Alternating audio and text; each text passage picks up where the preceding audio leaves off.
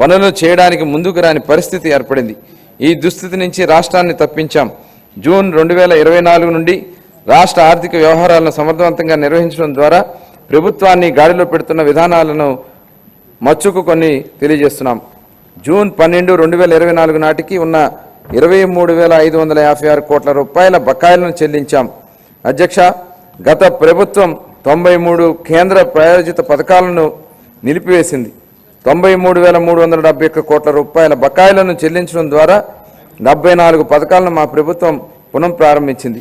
దీనివలన కేంద్ర ప్రభుత్వం నుంచి మన రాష్ట్రానికి మరిన్ని నిధులు లభించాయి. నీటిపారుదల, రహదారులు మరియు ఇతర పనులకు సంబంధించి 12,735 కోట్ల రూపాయల బకాయిలను చెల్లించడం వల్ల రాష్ట్ర ఆర్థిక వ్యవస్థ పునరుత్తేజమైంది. పంచాయతీలు మరియు మున్సిపాలిటీలు బలోపేతం చేయడానికి 2,793 కోట్ల రూపాయల ఆర్థిక సంఘం నిధులను మా ప్రభుత్వం చెల్లించింది.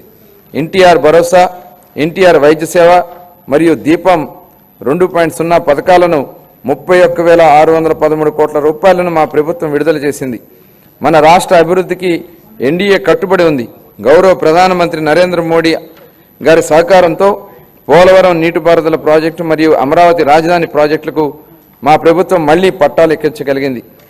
2023-24 ఆర్థిక సంవత్సరంలో మూలధన పెట్టుబడుల కోసం కేంద్ర ప్రభుత్వం రాష్ట్రాలకు అందించే ప్రత్యేక సహాయంలో మన ఖర్చులు కేవలం 4,090 కోట్ల రూపాయలు మాత్రమే. 2024-25 ఆర్థిక సంవత్సరంలో మన రాష్ట్రానికి గణనీయంగా 7,200 కోట్ల రూపాయల మేర కేటాయింపులు జరిగాయని గౌరవ సభకు తెలియజేయడానికి ఎంతో సంతోషిస్తున్నాను. మార్చి 31, 2025 నాటికి ఈ కేటాయింపులు మరింత పెరిగే అవకాశం ఉంది. మా ప్రభుత్వం పాలనా పగ్గాలు చేపట్టాక రాష్ట్ర ఆర్థిక వృద్ధి మళ్లీ గాడిలో పడింది.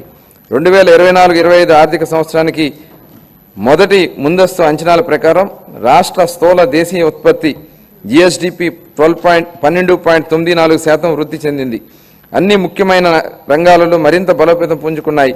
వీటిలో వ్యవసాయం మరియు అనుబంధ రంగాలు 15.86%, పరిశ్రమలు 6.1% వృద్ధిని సాధించగా సేవల రంగంలో 11.70% వృద్ధిని సాధించగలిగాయి.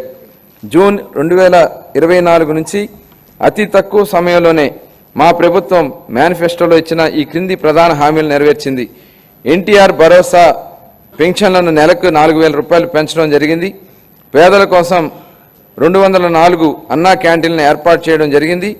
దీపం 2.0 పథకం కింద ఉచిత సిలిండర్లు ఇవ్వడం జరుగుతోంది.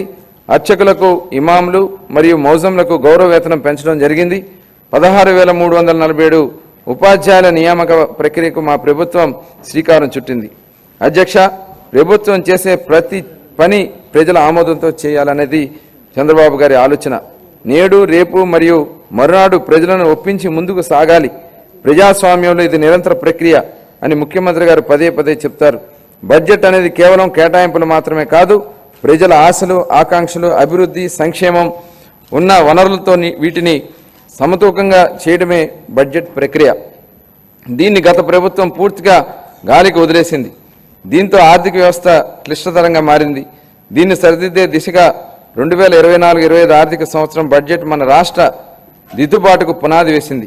ఇప్పుడు మా ప్రభుత్వం ప్రతి రూపాయిని లెక్కించి, ప్రతి శాఖలో లోతుగా చర్చించి, ప్రతి అవసరాన్ని గుర్తించి, వారి భవిష్యత్ సవాళ్లకు విశ్లేషించి 2025-26 బడ్జెట్ను రూపొందించాం. అధ్యక్ష, గౌరవ ముఖ్యమంత్రి